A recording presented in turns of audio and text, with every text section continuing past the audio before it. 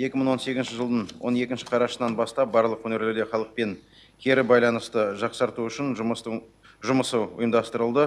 Оның нәтижелері бойынша тұрғын үй, коммуналдық шаруашылық саласындағы проблемалық мәселелер бойынша бұқаралық ақпарат құралдарының, әкімдіктердің, Атамекен палатасының, Нұр Отан партиясының, қоғамдық бірлестіктердің және басқа мүдделі органдардың қатысуымен 100-ден астам қоғамдық қабылдау өткізілді.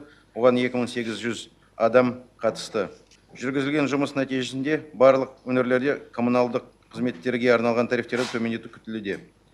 Жылумен жабдықтау саласында 2018 жылғы 24 желтоқсандағы жағдай бойынша халық үшін 3 өңірде жылуға арналған тарифтер төмендетілді. Олар Ақмола облысы, Солтүстік Қазақстан облысы және Шығыс Қазақстан облысы. Одан басқа, келесі жылдың 1 қаңтарынан бастап қалған 14 өңір үшін тарифтерді 2,2%-тен 15,3%-ке дейін төмендету болжанып отыр. Нәтижесінде халықтың жылумен жабдықтауы қаражатын үнемдеу шамамен 6 миллиард теңгені құрайды.